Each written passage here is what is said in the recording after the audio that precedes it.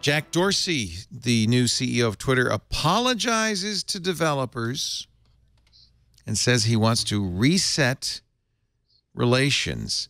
This is what, well, maybe too late, since it was, a while ago when under Dick Costolo, the third-party developers were bumped. Here's a perfect example. What was it? Was it fully under Dick, or did it start beforehand? No, I thought it was beforehand too. Nick Bilton was here. He said, no, it was all Dick. It was, okay. Yeah. Well, but then it says here, Dorsey's decision to dial back that relationship. Oh, no, this is his current decision. All right. Going forward, the company says it will improve its communications with developers. Quote, we want to make sure we have a great relationship with our developers, an open and honest relationship with developers. It's not about relationship. It's about APIs. It's about access. Yeah. Who cares about the relationship? Well, Gina's a developer. Gina's also a very forgiving, nice person. She never slammed them. You didn't. Did you feel? But ThinkUp wasn't a third-party app. That's really who got screwed, right? It was not a client app. So my co-founder Anil, who actually Jack quoted during his intro today, which was crazy, called the Matrix of Doom. Do you remember the Matrix, where it's like client apps are not allowed, right? But everything else, right? So we were in an allowed quadrant right, because ThinkUp was an analytics app, which in fact Twitter made quite a few announcements today that are huge for us. I mean, they're making all kinds of new insight data available to developers. So I'm really interested to dive into that.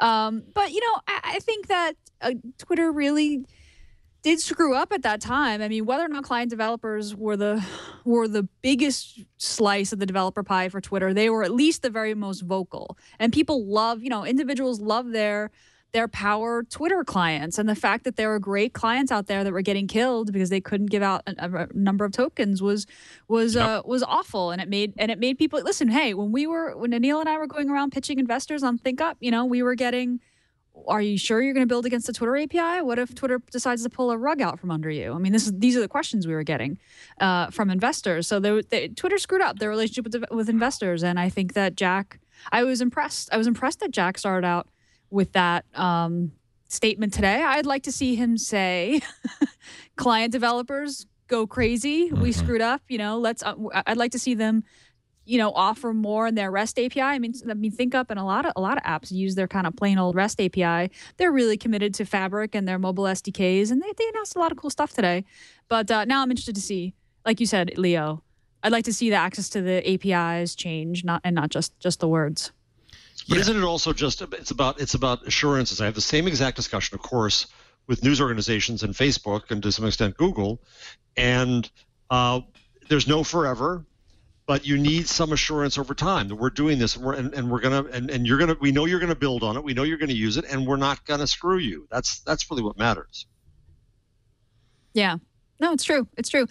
And I have kind of defended Twitter in the past because I think out of all the big companies, Twitter set an example very early on with their super easy API tools as a great API. I mean, developers love Twitter and would could build with one curl command at the command line, get back a JSON or an XML payload. Very early on, I think a lot of people cut their teeth on the Twitter API, developing web services through APIs because of Twitter. And when companies like Facebook change their API and kill access to various bits of data, which they do a lot, for privacy reasons or whatever, no one really blinks an eye because I think people just kind of expect Facebook to be jerks. But because Twitter was so beloved in the developer community, I think they felt a deep sense of betrayal when the Matrix of Doom hit. So I don't know. I'd like to see Twitter to try to repair that relationship. Just removing token limits would probably be a great start. Absolutely. Absolutely. Yeah, that 10,000 token limit. I mean, no one in their right mind is building, or innovating on a good Twitter client because you hit, I think it's 10,000, right? I mean, I think it's 100,000 if you're grandfathered in, and it's something less than that. Imagine what Twitter could be today if they hadn't screwed up with the developers. Imagine what developers could have built with Twitter. It'd be awe-inspiring. I think there's a lost opportunity. You're right. May or may not come back, but at least I'm really happy that Jack's doing this. But you could make the argument that it was because of this that they were able to monetize, right? That by getting rid of the third-party clients, they forced people to use Twitter's own app and their website where they could directly monetize, which is hard to do with a third-party client. They cherry-picked the best ones and acquired them, and then and then shut down access, right, for new client developers. And yeah, their reasoning was, hey, there has to be an easy experience. People should be able to go to an app store and get the Twitter app. And I get that. I mean, Twitter was going through. It was a very different time in Twitter's history when that all happened. Twitter was just trying to reach regular people. I think that's less of an issue now. So it was 100,000 users. If you're a new Twitter application, you get 100,000 users, and that's it. If you were already if you already had 100,000 users by the time they cut this off in 2012, you could get twice your current user base, and then you're cut off. So if you were a third-party Twitter client, you could never do more than double. And if there was no reason to do a new one because you could never have more than 100,000 users. Well, that's a lot more reasonable than 10,000, which is what I said. Yeah, initially. But still, it was enough to end third-party Twitter client development, right? I mean, there are a few companies that were already in the business that have stayed in the business, but the rest of them. And the other thing you could do is you could attach a business model to an API, right? You can say that.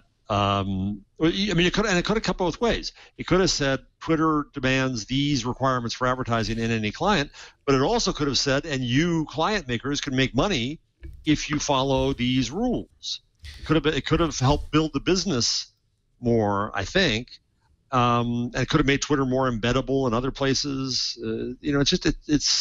That's what Twitter's culture was. The hashtag and the @ we all know were not made by Twitter. They were made by outsiders, and that's so key to the cultural history of Twitter. And that's what they betrayed.